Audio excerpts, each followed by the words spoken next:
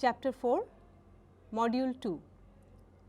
In this module, we shall explore two different methods for obtaining quotient spaces. The first one is via the continuous function, which we call attaching map, and the second one is by applying group action on a topological space. Let us recapitulate a few things which we have already discussed before. The disjoint union of two topological spaces x and y, which we denote by the symbol x disjoint union y, by taking the set of all points A which either belong to capital X or belong to capital Y, but not in both. For example, the disjoint union of two planes is the set R2 cross 0 union R2 cross 1. The topology on X disjoint union Y is described as follows. A set U is open in X disjoint union Y if and only if U intersection X and U intersection Y are open in X and Y respectively. In other words, the topology on X disjoint union Y is the strongest topology which makes the inclusion maps X to X disjoint union Y and Y to X disjoint union Y is continuous.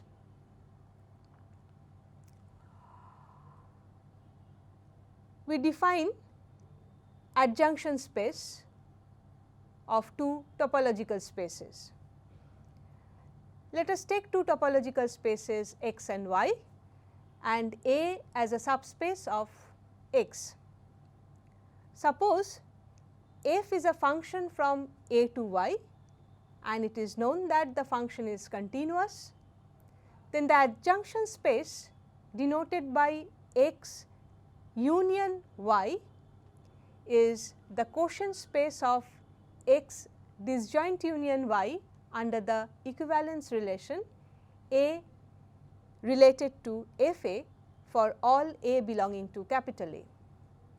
So, the adjunction space X union Y is actually the quotient space of X disjoint union Y under certain equivalence relation, and the equivalence relation is defined in terms of a continuous function.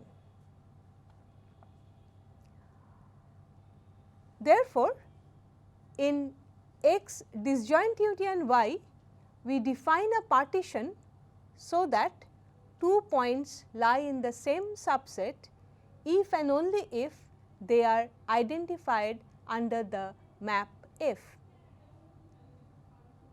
Intuitively, by adjunction, we mean that a space capital Y is attached to the point of capital X along the space A by gluing each point A of capital A with F A belonging to Y. The continuous map F is called an attaching map. Using the technique of adjunction, we now describe some of the quotient spaces. Consider a unit circle S1, which is a subset of D2, the closed unit disk in R2. If a point P is taken, which is lying outside S1, in fact, the point P is lying totally outside D2,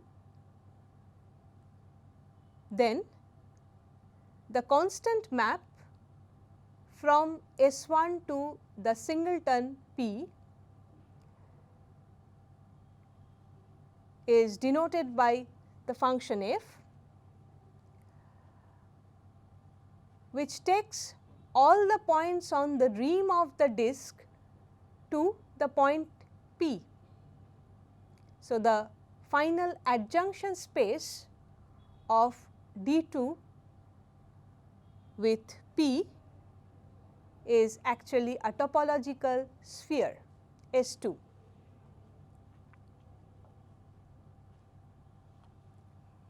In the next example, we take capital X as I cross I, where I is the closed interval 0 1, and capital A as 2-point tick set 0 1 cross I, and capital Y is the closed interval 0 1. Then we define a function f from capital A to Y by f takes any point s comma t from capital A to the point t if s equal to 0, and it takes the point s t to 1 minus t when s is equal to 1. That means, if we look at the diagram, we start with a rectangle as capital X. Capital A stands for the vertical edges of the rectangle. Capital Y is a line segment as drawn in the figure. Now, this function takes all the points on the left vertical edge and glue all these points with the line segment capital Y.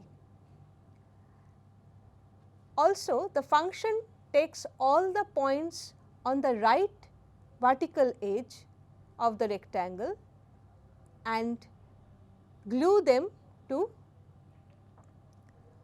the points on capital Y, but reversing the direction, so that we get a figure as drawn next, that means the Mobius band.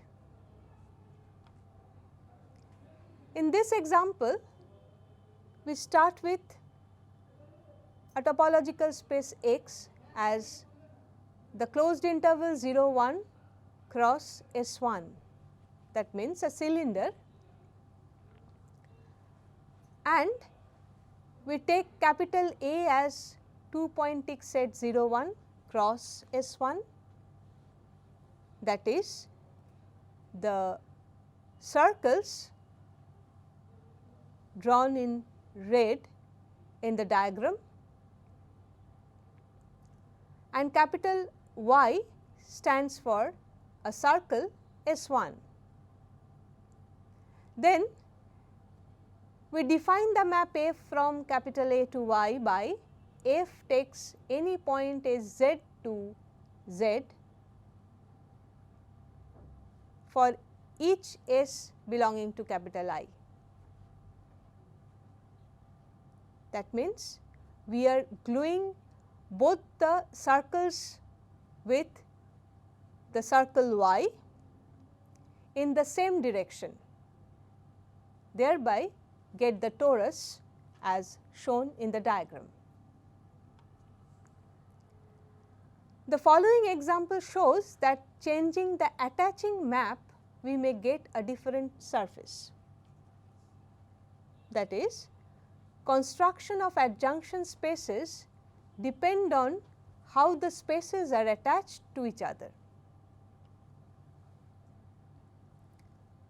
Here is the example where capital X, capital A and capital Y are exactly the same as in the previous example, but we have only changed the attaching map f, which takes the points S z to either t or minus t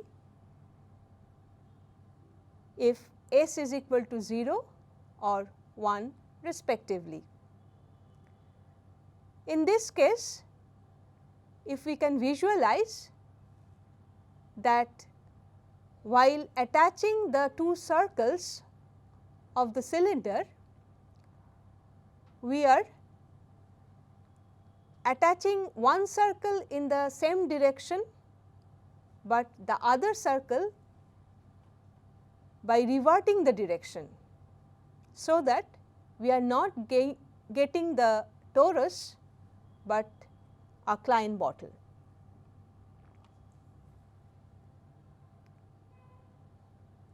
Now, we discuss some very general constructions of adjunction spaces obtained from a space X. The first one is the example of cone over a topological space X. We take a topological space X, take a point P which is lying outside the space X, a function f from x cross 1 to P is defined as fx1 equal to P for every x belonging to capital X. Then the adjunction space x cross I join singleton 1 is called the cone over capital X.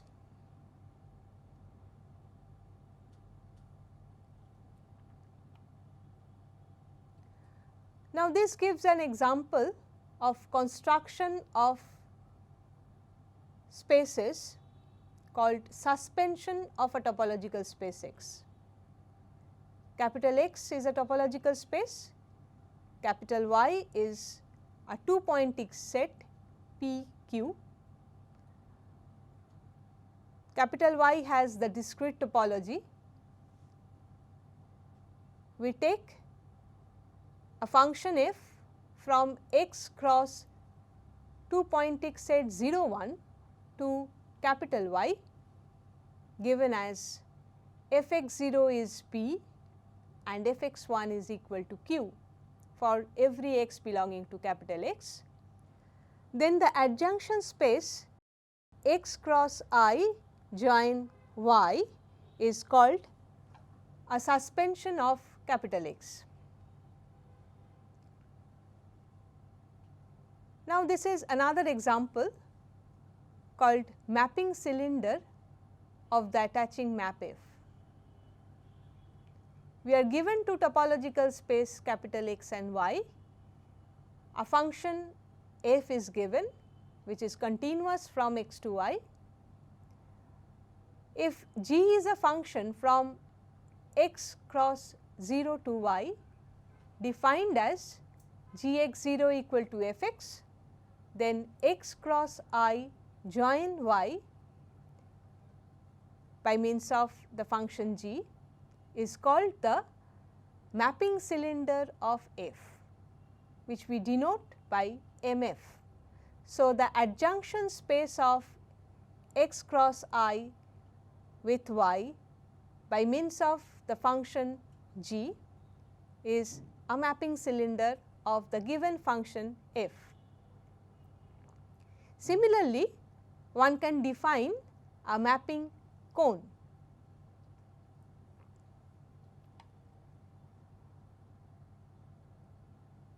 Let x x0 and y y0 be two pointed topological spaces, and we take a point P which is lying outside capital X and Y. Suppose f is a function from x0 y0 to P which is given by fx0 is equal to P and fy0 is equal to P, then the adjunction space x disjoint union y union P by means of the function f is called the wedge of x and y, and we denote this adjunction space by x wedge y. Taking capital X and capital Y as S1, we see that the wedge of two circles S1, wedge S1 represent the figure of H space.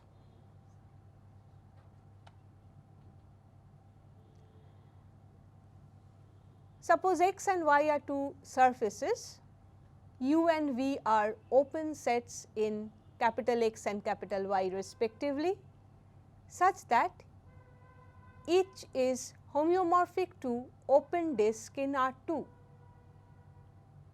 Also, we denote the boundaries of U and V by del U and del V respectively. If a function f from del U to del V is a homeomorphism, then the adjunction space x minus U union y minus V is called the connected sum of capital X and capital Y, and it is denoted by x hash y. So, what we are doing is we are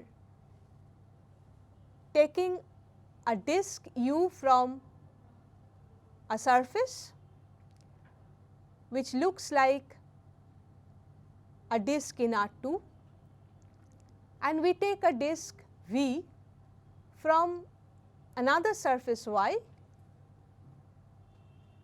and we are gluing these two disks along the boundaries of the disk, so that we get a new surface which we call the connected sum of the given ones. In particular, if we choose X and Y as torus, then the connected sum T2 hash T2 is a double torus or genus 2 surface. Now, in the figure, we take a genus 2 surface and do the same technique and attach a torus with a genus 2 surface to get a genus 3 surface. Now, we shall see that group action also help in determining quotient spaces of a topological space. When a group acts on a topological space X, then two things happens. The first one is inside the group, we see that for every point X belonging to capital X, we get a subgroup inside the group called the stabilizer of the point X. On the other hand, for each X belonging to that topological space X, we get a set inside capital X called the orbit of the point X. If the group G is taken as a topological group, then we shall see that the topology of G as well as that of capital X induce naturally a topology on the collection of orbits of the space X. This particular construction gives rise to a quotient space of the given topological space X. We begin with the definition of a group action. Let G be a topological group and X a topological space. An action of G on X is a continuous map from G cross X to X, described as the pair G X goes to a point G dot X within capital X, satisfying two conditions. The first one is E dot X is X for all X belonging to capital X, where E denotes the identity element of G, and secondly G1 dot G2 dot X is equal to G1 G2 dot X for all G1, G2 belonging to capital G and X belonging to capital X. If a topological group G acts on a set capital X, in this case it is a topological space X, we get some typical subgroups of G known as isotropy subgroup or stabilizer of A in G, denoted by Ga, and it is defined by the collection of all G belonging to capital G such that G dot A is equal to A. On the other hand, an action defines an equivalence relation on capital X. Suppose the equivalence relation is rho, then it is defined as A related to B if and only if A is equal to G dot B for some G belonging to capital G. As usual, an equivalence relation partitions the set into disjoint equivalence classes, and the equivalence class of any element x belonging to G is denoted by x bar. Each x bar is called an orbit of x. So, an orbit of x consists of the points G dot x of capital X, where G is varying over the group capital G. If we collect all the orbits of x and call that set x by G, then we define a function pi from x to x by G by x goes to x bar and topologize x by G by the quotient topology induced by the function pi. This quotient space x by G is known as the orbit space of capital X under the action of the group G. Let us take the example of a circle S1. We want to show that S1 is the orbit space of capital R, the real line, under the action of the infinite cyclic group Z. So, consider the Z action on R given by n dot x is equal to n plus x. For every x belonging to R minus Z, that means all the real numbers which are not integers, then class of x is equal to class of y for some y lying between the open interval 0 1. If x belongs to capital Z, that is if x is an integer, then the class of x is equal to the class of the element 0. Hence, the orbit space of R under this Z action consists of the points y bar and 0 bar. Here y lies between the open interval 0 1. So, the orbit space of R under the action of Z is S1. We may also see that Mobius band can also be viewed as an orbit space of some topological space under some group action. We take the cylinder S1 cross minus 1 1. We shall show that Mobius band is achievable from S1 cross minus 1 1, the cylinder, under the action of Z2, the finite cyclic group of order 2, given by the action 1 dot x is equal to minus x. Of course, there are two elements in Z2, one is 1 and the other one is 0. Since it is an action, 0 must take each element and map it to the same element x. That means 0 dot x must be equal to x. So, for any x taken from the cylinder, we have class x is equal to class of minus x. In other words, if we laterally bisect the cylinder, then each point not lying on the line